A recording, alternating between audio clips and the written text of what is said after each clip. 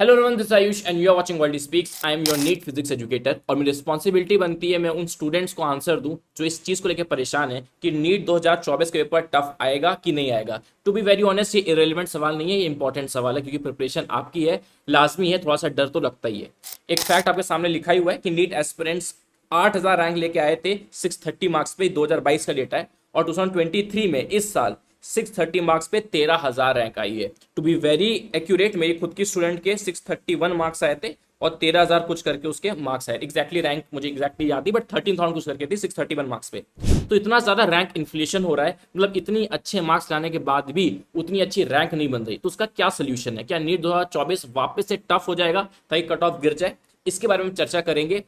सबर रखना, बहुत इंपॉर्टेंट वीडियो और ये आपका टाइम वेस्ट नहीं करेगी, कुछ सीख के जाओगे, ये मेरा तुमसे एक वादा है। पहला तो डिस्कस करते हैं कि एनटीए या एनएमसी कौन कंडक्ट करेगा। Honestly as of now the decision on whether NTA और NMC will conduct NEET 2024 has not been officially announce. अभी तक ऑफिशियली अनाउंस नहीं है कि कौन कंडक्ट करेगा। और दूसरी चीज क्या है, क्या अगर कंडक्टिंग बॉडी को हम चेंज करते हैं तो डिफिकल्टी चेंज होती है? वेदर एनटीए और NMC conduct NEET 2024 the difficulty level will be determined based on their respective standards and guidelines. मतलब हाँ, डिफिकल्टी लेवल में चेंज आता है। आपको याद होगा, इससे एनटीए से पहले सीबीएसई बोर्ड बनाता था। नीट का I am not very sure, but JEE का सीबीएसई बोर्ड बनाता था। आई होप नीट का ही बनाता होगा। एंड पेपर तब टफ आते थे, कट ऑफ थोड़े से कम आते। तो जैसे 2019 में एनटीए पहली बार आया, पेपर थोड़ा सा ईजी आना स्टार्ट हो गया। अब मेरी बात को गौर से सुनो। क्या पेपर टफ आएगा? कोई एक आंसर दीजिए, मेरी बात सुनो। कोई भी पैटर्न, चाहे वो नीट हो, चाहे जेयू का, चाहे वो यूपीएससी हो, कोई भी पैटर्न परमानेंट नहीं रहता है। कभी ना कभी गवर्नमेंट चेंज होंगी, या फिर जो एनटीए या एनएमसी है उसके अंदर जो क्वेश्चन, जो आपका क्वेश्चन मेकर है, जो सर या कोई मैम क्वेश्चंस बनाती हैं, वो चेंज होंगे। कभी ना कभी ऐसा माइंडसेट आएगा कि यार नीट का ना कट ऑफ बहुत ज्यादा बढ़ रहा है, इट्स टू मच यार, मतलब अब वापस नीट को थोड़ा सा टफ बनाते हैं। या कभी कभार ऐसा माइंडसेट कभी ना कभी किसी साल ऐसा आएगा जब लोग सोचेंगे, सरकार सोचेगी कि नहीं यार ये पैटर्न 720 मार्क्स का नहीं, थोड़ा चेंज कर। कोई पैटर्न, कोई डिफिकल्टी परमानेंट नहीं है। स्पेलिंग पता नहीं सही है कि नहीं, बट परमानेंट कुछ भी नहीं है। चाहे वो जेई हो, चाहे वो नीट हो, पैटर्न बदलता रहेगा, डिफिकल्टी बदलती रहेगी। हो सकता है 2024 में ये माइंडसेट आ जाए, एग्जामिनर के माइंडसेट में आ जाए कि नहीं यार बहुत हो गया, अब बहुत 700 मार्क्स, 650 मार्क्स आगे लोग के, अब वापस 500 तक गिराना है। हो सकता है ये माइंडसेट 10 साल बाद है। आई नो ये परेशान कर सकता है कि भाई पेपर टफ आ गया तो क्या करेंगे। लेट्स से ऑफिशियली डिक्लेयर हो गया कि पेपर बहुत टफ आने वाला है, ऑफिशियली डिक्लेयर्ड है, मान लो, तो आप क्या करोगे?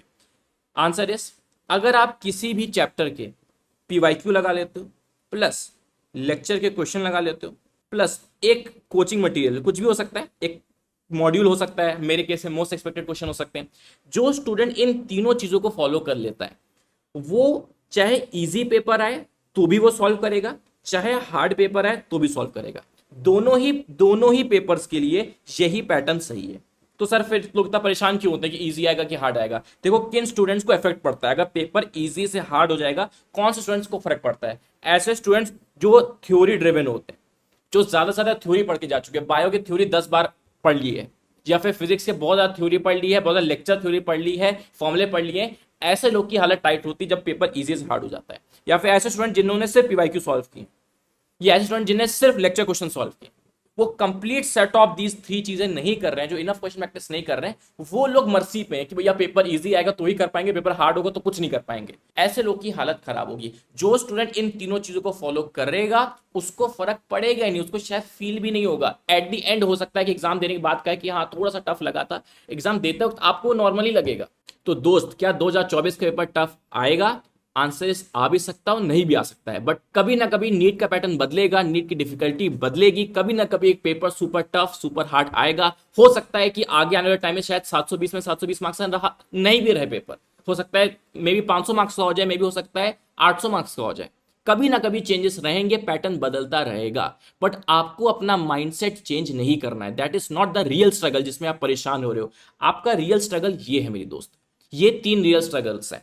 आपको फोकस करना है कि आप कैसे हर दिन 6 घंटे की सेल्फ स्टडी कर पाते हैं, आप कैसे ऑर्गेनाइज रह पाते हैं। बहुत टफ होता है ये चीज, मैं भी बहुत स्ट्रगल करता हूं। एक शेड्यूल मेंटेन करना, एक ऑर्गेनाइज्ड वे से पढ़ाई करना, it's very difficult. Enough question practice, ये है रियल स्ट्रगल किसी भी नीट एस्पिरेंट के।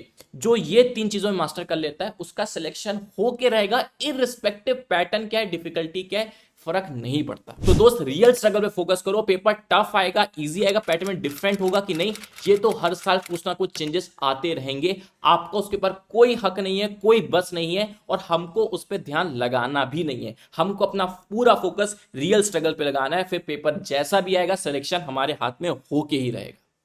That's it for the video. Thank you so much.